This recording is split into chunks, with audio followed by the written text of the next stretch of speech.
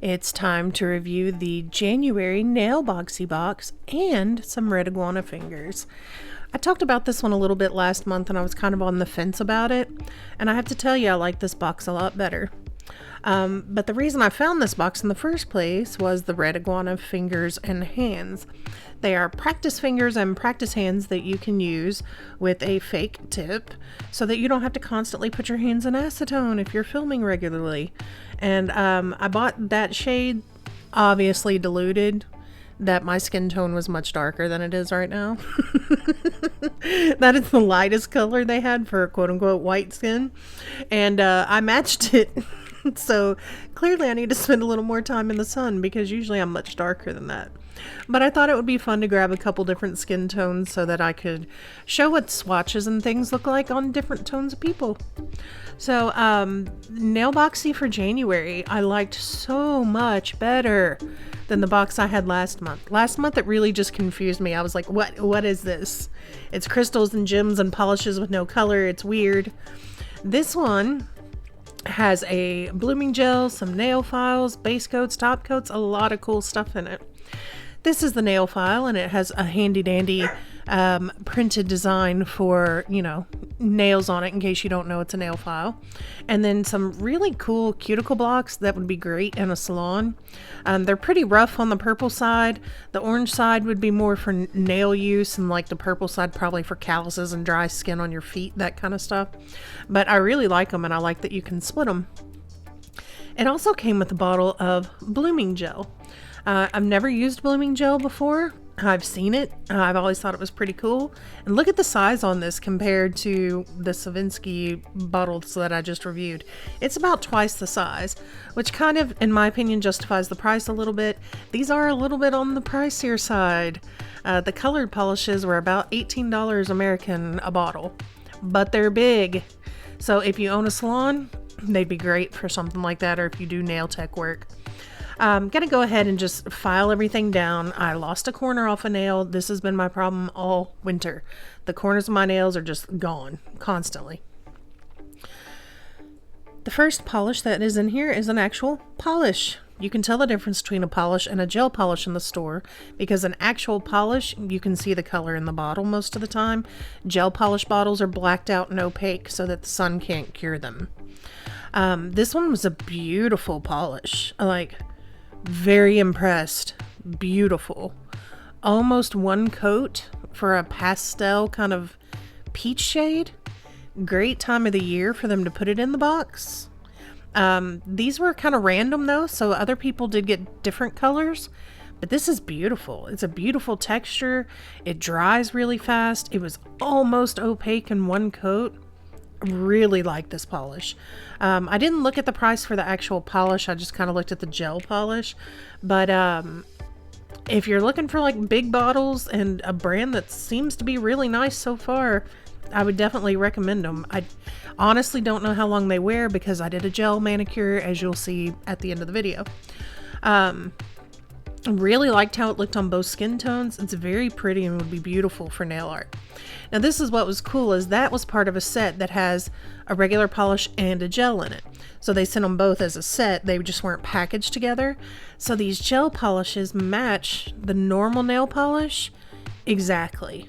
So definitely if you're like a salon or a pro and you're doing nail art and you may need gel for one nail for a certain technique, but you want to do the rest in polish, or if you just want to be able to matchy for your customers and maybe they don't like gel polish, beautiful. Or they could have an allergy to it.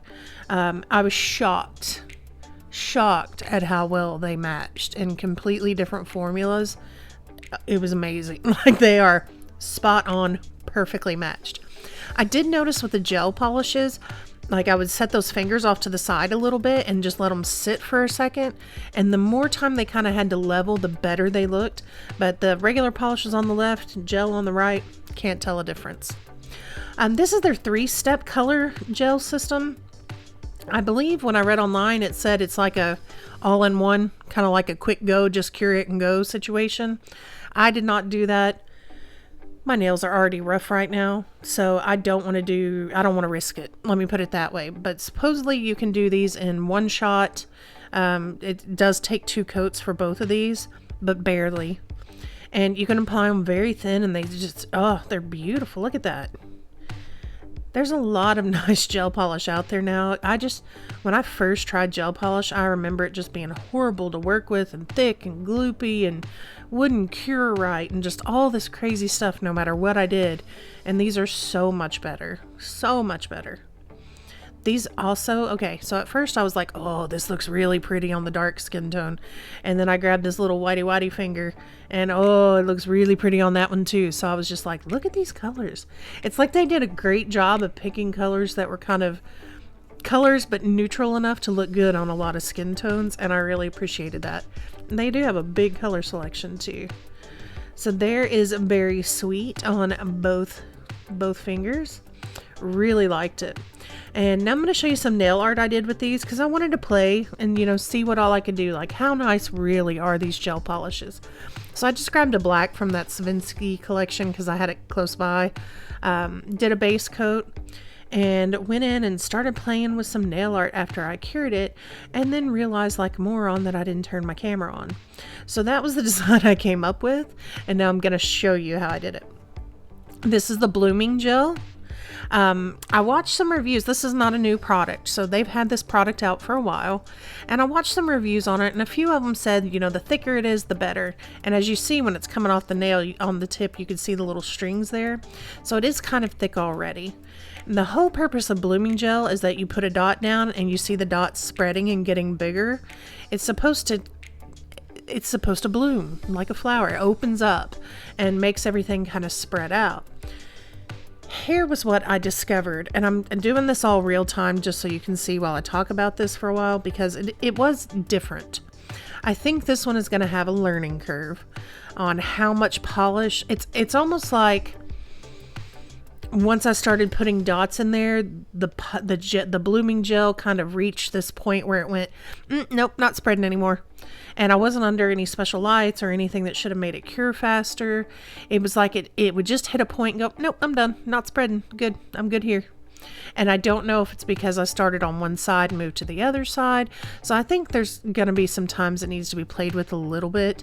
And to be 100% honest and open about it, I'm not a professional nail tech. So there may be a technique I don't know. But I am going to go in and drop some of this purple in the middle. And then I realized later when I was filming it that it looks a little risque and triple X there. So sorry about that. But it comes out really cute, and that's not what it's about. It looks like, yeah, anyway. So I'm dropping this purple in the middle of this kind of peachy color again. And we're just going to do an actual marble. You know, water marbling is, you know, a technique that's been around. It's lots of fun. People put the water in and drop your polish in, drag your thing through, and you get this cool design. But you don't have to do it in a thing of water. It actually started out with gel polish and people doing the kind of marbling technique with gel polish. And look at this. I didn't think about this when I was first doing this, but look how easily you could turn that into a butterfly. You could make some very cool looking butterflies with this. But again, I'm doing a marble, so we're just going to kind of go from there. This one ended up, in my opinion, being a little too much polish, a little too much on the dots. But you just kind of grab and drag it down, and you can let the colors blend together. That's the whole point. Let them kind of smear into each other a little bit. You can pull down and then go back in and pull up, which is what I'm going to do here, and it gives you a little bit of a different look. Still pretty cool, lots of fun. That one ended up being a little too much for me, a little too much, but overall I still liked it. And you see me flipping the finger over. You can do that with gel polish if things start to get a little thick, because the more they settle, the more it kind of spreads out around the sides of your nails. And you can actually cure upside down or just hold your hand upside down for a few seconds and it'll kind of let the gel settle back into the center. Learn that trick from Nail Career Education. So here's what I ended up doing on my own nails. And I grabbed the crystals that were in last month's box and thought, you know what? I never get to wear real crystals. I never get to leave something on for a long time and do it for myself. So I did it. And that's what I came up with. Here's what all the swatches look like again. And I'm very curious what you think about this box, especially compared to last month. Let me know what you think. There's another video in the right-hand corner for you. Thank you so much for watching. Bye-bye.